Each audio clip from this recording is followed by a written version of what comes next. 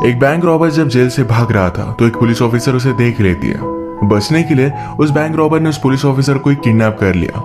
जो वक्त एक साथ बिताते इससे इन दोनों को प्यार हो गया था। हेलो फ्रेंड्स, आज मैं आपको इसी कंसेप्ट पर बेस्ड आउट ऑफ साइट इन 1998 की एक हॉलीवुड मूवी एक्सप्लेन करने वाला हूँ। एक बहुत ही अच्छी रोमांटिक थ्रिलर मूवी है, तो अंत तक इस वीडियो को जरूर देखिएगा। अगर आपको वीडियो अच्छा लगता है तो प्लीज इसे लाइक और कमेंट जरूर कर दीजिए। बिना किसी देरी के एक्सप्लेनेशन स्टार्ट करते हैं।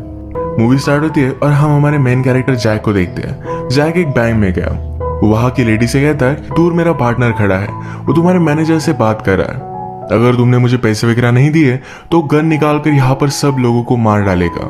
पहले वो तुम्हारे मैनेजर को मारेगा और फिर तुम्हें मारने के लिए आएगा। उसने स्पेसिफिक किस टाइप की नोट्स वगैरह उसे चाहिए इसकी सारी इंफॉर्मेशन उसे दे दी। वो लेडी बहुत ही डर गई थी तो सारे पैसे उसे दे देती है। जाते वक्त जैक का जो आदमी मैनेजर के पास बैठा था उसके पास हो गया। कहता है कि वो लड़की कितनी ब्यूटीफुल है और उस लेडी की तरफ वो पॉइंट करता है। एक्चुअल में उस आदमी को जानता भी नहीं था। ब्लफ कर ही उसने पूरी रॉबरी पुल ऑफ की थी। वो यहाँ से जल्द से भाग जाता पर उसकी गाड़ी स्टार्ट ही नहीं होती और उसे अरेस्ट कर लिया जाता है। जैक ने एक्चुअल में 100 से ऊपर बैंक रॉबरीज की थी पर वो कभी भी पकड़ा नहीं गया क्योंकि वो बहुत ही ज्यादा स्मार्ट है। इसके बाद हम डायरेक्टली उसे जेल में देखते हैं। कुछ कैदियों पर वो बहुत दिनों से नजर रख रहा था। उसे पता था कि आज रात यहाँ से भागने वाले। उन्होंने अंडरग्राउंड टनल बनाया हुआ था। गार्ड इस बात पर बिलीव नहीं करता तो जैक ने कहा रात में मुझे चैपल में मिलो, वहां से हम उन कैदी को देख सकेंगे, तुम उन्हें पकड़ लेना। गार्ड भी इस बात के लिए मान जाता है। इसके बाद जो लोग भागने वाले थे उसके पास जैक गया। कहता है कि तुम लोगों ने अपना प्लान जरा आगे कर लिया है, आज रात तुम भागने वाले हो।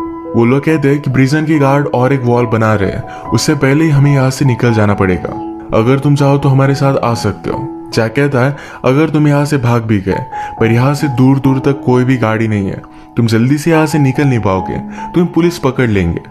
ये लोग मानने नहीं वाले थे और अपना प्लान कंटिन्यू करते हैं। जैक ने फिर जेल से अपने एक्स वाइफ को कॉल लगाया। ये दोनों अभी भी बहुत ही अच्छे फ्रेंड्स थे। वो कहता है मेरा यहाँ से निकलने का टाइम जल्द आ चुका है, रात में गाड़ी लेकर मेरे फ्रेंड को तुम भेज देना। एक्स वाइफ कहती है तुम्हारे फ्रेंड के साथ और भी एक आदमी आने वाला है, उसका नाम था ग्लेन।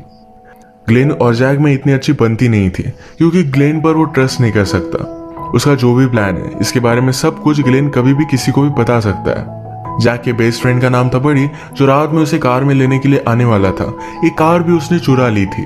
नेक्स्ट सीन में हम हमारी और एक मेन कैरेक्टर को देखते हैं। इसका नाम है कैरन। कैरन पुलिस में काम करती है और आज उसका बर्थडे था। बर्थडे के लिए अपने फादर से मिली। फादर ने उसे एक बहुत ही अच्छी सी गन गिफ्ट की जो उसे बहुत पसंद आती है। आजकल कैरन एक FBI ऑफिसर के प्यार में है पर उसकी ऑलरेडी शादी हो चुकी है। ये बात उसके फादर को अच्छी नहीं लगती है। कैरन इस सब्जेक्ट को चेंज कर देती है और वहां से चली जाती है। रात में वो कुछ काम से जेल से बाहर आई थी। जैक ने गार्ड से कहा था कि हम दोनों चैपल में मिलेंगे। जब गार्ड वहां पर पहुंचा तो जैक उसे बेहोश कर उसके कपड़े पहनकर वहां से भाग जाता है। थोड़ी देर में कैदियों ने जो टनल बनाया था वहां से वो निकलने लग गए पर कैरन इन्हें नोटिस कर लेती है। उसने अपनी गाड़ी से गन निकाली और उन पर शूट किया। उन्हें रुकने के लिए कहा।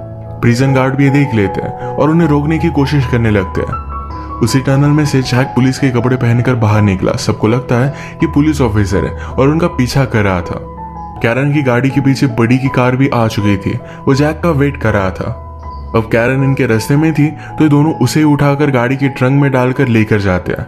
उसे कंट्रोल करने के लिए जैक भी उसके साथ गाड़ी के ट्रंक में आ गया। ये जल्दी से वहां से भाग गए। कैरन ने जैक से कहा कि तुम जैसे मौके का फायदा उठाने वाले लोगों को मैं बहुत अच्छी तरीके से जानती हूँ। जैक कहता है कि मैं तुम्हें टच भी नहीं कर रहा, मैं उन लोगों में से नहीं हूँ। अगर हम किसी डिफरेंट सिचुएशन में मिलते हैं तो तुम मुझे पहचान भी नहीं पाती। क्या तुमने मेरा नाम भी सुना है? मैंने इतनी रॉबरीज की है कि मैं उसे काउंट भी नहीं कर पाता। कैरन कहती कि मैं तुमसे डरती नहीं, तुम कुछ ना कुछ तो गलती करोगे और मैं यहाँ से भाग जाऊंगी। तुम अपने आप को किसी मूवी की हीरो की तरह समझते हो, जैसे कि बॉनी एंड क्लाइड।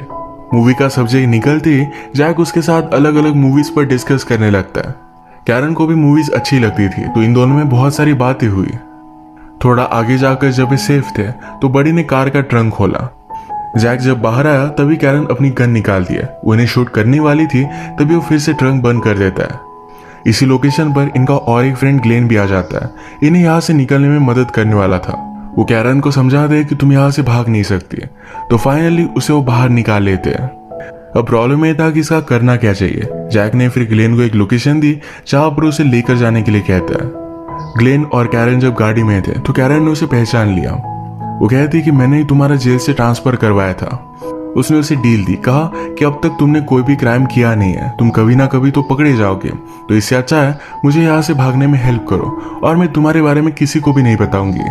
ग्लेन भी डर चुका था तो जल्दी से यहाँ से भाग जाता है। इसके बाद हम मूवी में एक फ्लैशबैक देखते हैं। ये फ्लैशबैक तब का था जब जैक और बड़ी ये दोनों एक साथ जेल में थे। जेल में एक फाइटिंग की मैच चल रही थी जो फिक्स थी। उनमें से एक फाइटर ने पैसे ले लिए थे तो इस वजह से जेल के इनमेट्स उस पर बहुत ज्यादा गुस्सा थे। इनके साथ ही जेल में ग्लेन भी था। ये तीनों एक आदमी को यहाँ नोटिस करते हैं जिसका नाम था रिचर्ड। रिचर्ड एक बहुत बड़ा बिजनेसमैन था और फ्रॉड के इल्जाम में यहाँ पर आया हुआ था। ग्लेन के पास इंफॉर्मेशन थी कि रिचर्ड के घर में $5 मिलियन के डायमंड्स है। जैक अब डिसाइड करता है कि रिचर्ड से वो दोस्ती करेगा और उसके और भी इंफॉर्मेशन निकलवा लेगा। कल जिस आदमी ने मैच को फिक्स किया था अगले दिन उसे मार दिया जाता है। रिचर्ड इसकी इंक्वायरी में फंस सकता था पर जैक ने उसे बचा लिया। यही से इनकी फ्रेंडशिप हो गई थी। नेक्स्ट सीन में मूवी फिर से प्रेजेंट में आती है। कैरन हॉस्पिटल में थी और जैक के सपने देख रही थी। एक्चुअल में कल रात जब कैरन और ग्लेन भाग रहे थे तो डरने लग गया। वंडर करता है कि वो जैक को धोखा क्यों दे रहा है। तभी कैरन ने ग्लेन की गाड़ी का एक्सीडेंट करवा दिया। इसमें उसे भी थोड़ी सी चोट आ गई थी। ग्लेन जल्दी से यहाँ से भाग गया और कैरन जरा जख्मी हो गई थी, इसी वजह से वो हॉस्पिटल में थी। हॉस्पिटल में उसे देखने के लिए उसके फादर भी आए हुए थे। थोड़ी देर में एक FBI का ऑफिसर भी वहां पर पहुंचा। उसे अलग अलग क्वेश्चन करता है ये सब हुआ कैसे था। कैरन उसे सब कुछ चीजें बता देती है तो कहता है कि तुम्हारे पास गन थी फिर भी तुमने जैक को मारा नहीं, ऐसा क्यों। कैरन उस एजेंट से कहती है क्या कभी तुमने फील्ड में काम किया है, क्या कभी तुमने किसी को शूट किया है। एजेंट कहता है कि नहीं। तो फिर कैरन ने कहा तो फिर तुम्हें किसी भी चीज के बारे में कुछ भी पता नहीं है, यहाँ से चले जाओ। नेक्स्ट सीन में हम फिर से फ्लैशबैक देखते हैं। रिचर्ड जब जेल में था तब उसे लूटने के लिए बहुत सारे इनमेट उससे पैसे लेते थे। इनमें से एक मॉरिस था। छोटी छोटी चीजों के लिए मॉरिस उसे बहुत ज्यादा चार्ज करता था। यही चीज जब एक दिन जैक के सामने हो रही थी तो आवाज उठाता है। मॉरिस ने उसे कहा कि अपने काम से काम रखो वरना मेरा आदमी तुम्हें बहुत मारेगा। जैक मानता नहीं तो मॉरिस का आदमी उसे मारने के लिए आने वाला था पर जैक ने उसके आदमी को बहुत मारा।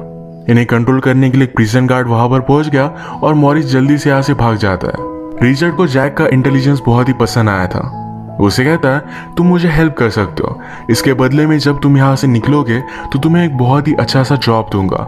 मुझे तुम्हारे जैसे लोगों की बहुत जरूरत है, तुम पूरी लाइफ रॉबरी नहीं कर सकते।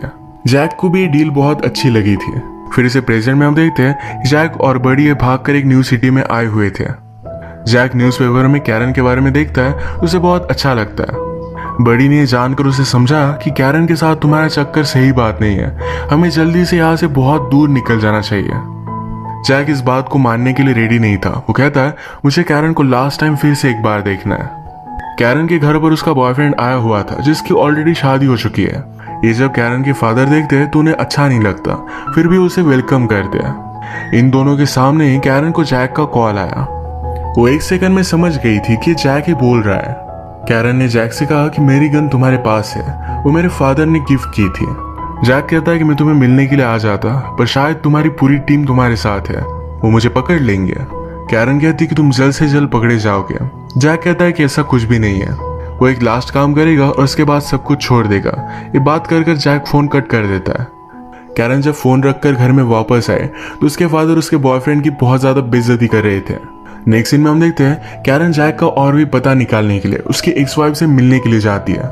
जैक को भी कैरन को लास्ट टाइम देखना था तो बड़ी उस पर नजर रखता है और जैक को उसके पास लेकर आता है। दूर से जैक ने उसे देख लिया और ये दोनों यहाँ से चले जाते हैं। कैरन ने जैक की एक्स वाइफ से बात की पर उसे कुछ भी बता नहीं रही थी। तब एक गुंडा उसके घर पर आ गया। ये गुंडा एक्चुअल में मॉरिस का था। मॉरिस भी जेल से अब बाहर निकल चुका है। वो भी जैक के बारे में जानना चाहता था। कैरन ने उस गुंडे को पकड़कर जैक की एक्स वाइफ को बचा लिया। अब तक कैरन सिर्फ एक नॉर्मल पुलिस ऑफिसर थी। वो FBI के ऑफिसर को कॉल करती है, कहती है अगर मैंने मॉरिस के गुंडे को पकड़ लिया तो क्या मैं FBI में आ सकती हूँ। FBI के ऑफिसर ने डील एक्सेप्ट कर ली और अब कैरन इस इन्वेस्टिगेशन में FBI के साथ थी। FBI ने पता कर लिया था कि जैक और बड़ी किस होटल में है तो कैरन के साथ सब लोग वहां पर पहुंच जाते हैं। लिफ्ट नीचे आने में जरा लेट हो रहा था तो कैरन को नीचे ही छोड़कर वो सब ऊपर निकल जाते हैं और जैक और बड़ी लिफ्ट में थे। लिफ्ट जब ओपन हुई तो जैक ने कैरन को देखा, वो उसे वेव करता है। कैरन सिर्फ उसे देखते ही रह गई। वो खुद पर बिलीव नहीं कर पा रही थी कि जैक एक्चुअल में उसके सामने था। वो फ्रीज हो जाती है और उसका पीछा नहीं करती है।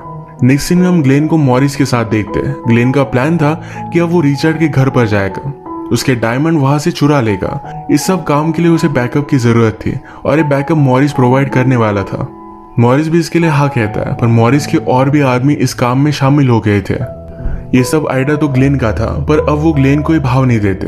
वो बेचारा बहुत ही डर गया था।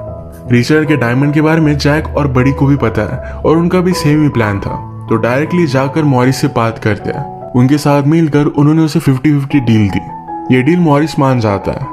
अब ये सब लोग जिस सिटी में थे, इनका पीछा करते करते कैरन भी वहां पर पहुंच गई थी। कैरन फिर मॉरिस का पता निकालने के लिए उसकी सिस्टर के पास जाती है।